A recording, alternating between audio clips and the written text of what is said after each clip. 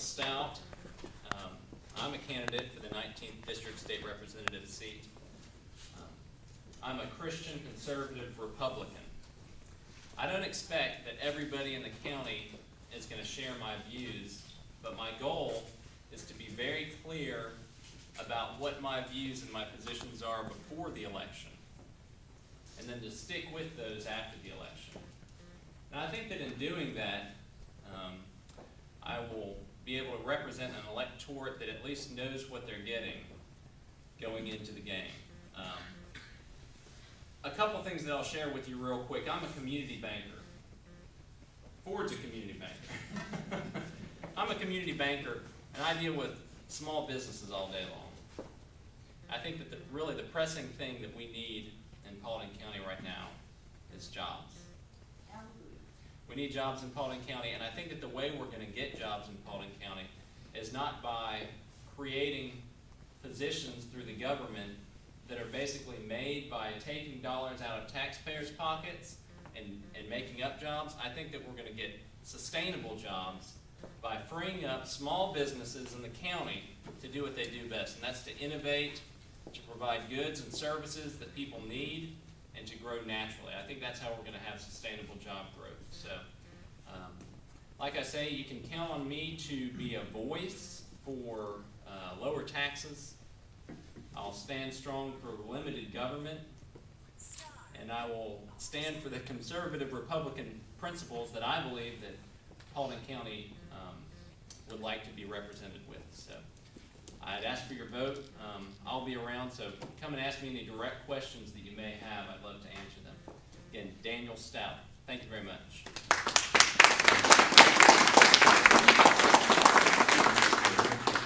Go ahead.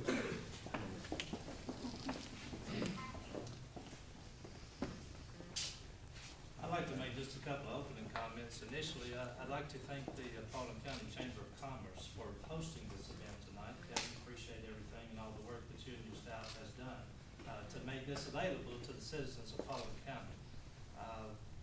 What are you looking for in the District 19 State Representative? I think everybody probably has varying opinions, and they probably have an idea, some realistic, some unrealistic expectations of what a candidate would be. When you're talking about District 19, I think that I bring something to the table that you'll not find in any of the other candidates. Now, my banker friend, he has commented about Republican values and traditional values, and I think that all three of us is going to be able to stand up here and tell you that we pretty much support the same things. If you look into any of the information that you find from me, you'll find that I've been in the district for 20 years, District 19. I have been married to Claire. She's here with us tonight. I've been married to Claire for 30 years. She has helped me. As you hear, behind every good man is a surprise father-in-law, and this would be no different case either. One thing that I can give you on traditional values and beliefs that I would be utilizing to help making basic issue resolution decisions is the fact that I too am pro-life. I believe that the sanctity of life is something worth fighting for. I believe it not only starts at conception, but I think that it has to go beyond the state of conception through every stage of life's journey. I also believe in less government. I think that if you look now that you'll see that businesses are leaning their workforces simply for the fact that because of our economy is in pretty significant disparity. And but what I don't see is the government leaning some of that same type of economic issues and some of those positions that are considered to be wasteful. So I believe in less government. I believe in less taxes.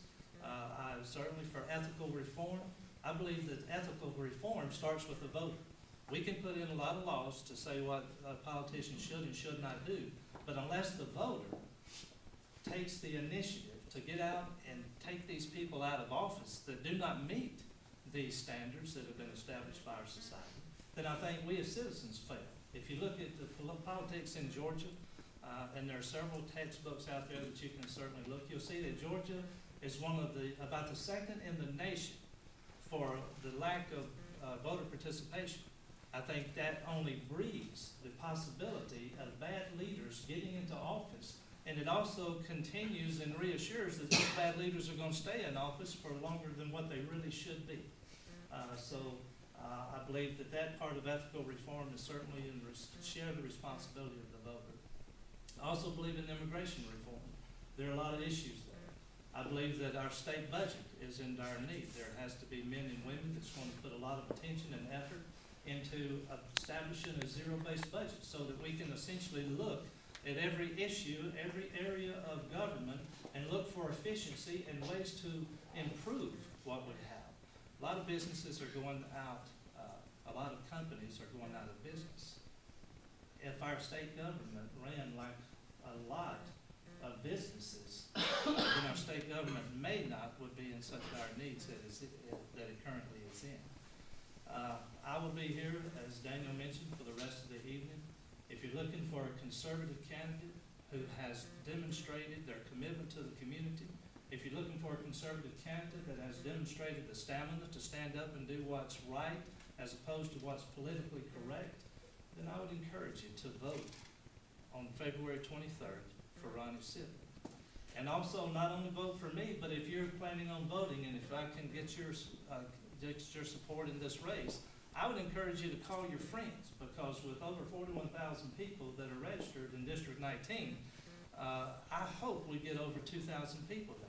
So I would encourage you to call your friends, call your family members, talk to individuals in your church, get people out so that the representative that you send to the state capitol is a representative that is selected by the majority of the people. Now, if you don't support me, don't call me. Just keep it to yourself. I look forward to talking to you later on through the year.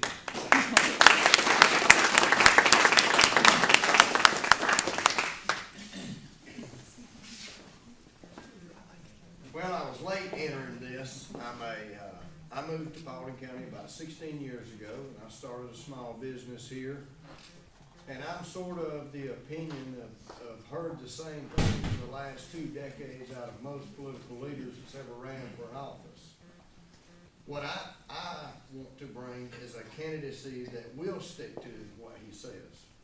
I will not accept money from nobody for this campaign. I am my own man, and I won't be owing to nobody. The state is no different than you or I as far as having to cut back on what they're spending. We've all made sacrifices the last 2 years in our households. The government should be no different than we are. I know people are hurting. I've seen businesses go out of go bankrupt here in the county. My business, we've had hundreds of, at least $200,000 in bankruptcies handed to us over the last 2 years. So we do know what's going on in the community. And we do need jobs. We need the infrastructure brought to the county where we can get the jobs. Right now, we're so disconnected from the interstate systems or just transit to getting in the traffic in and out.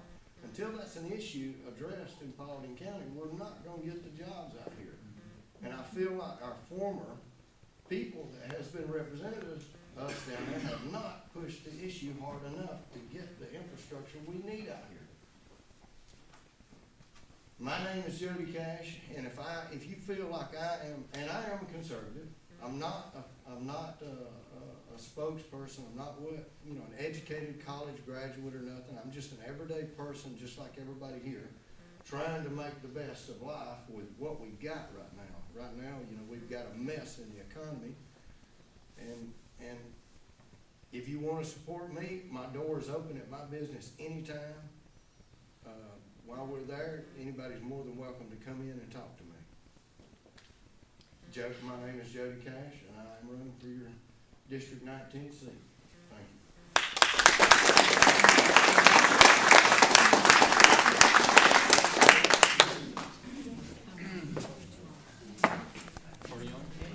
you. How are you?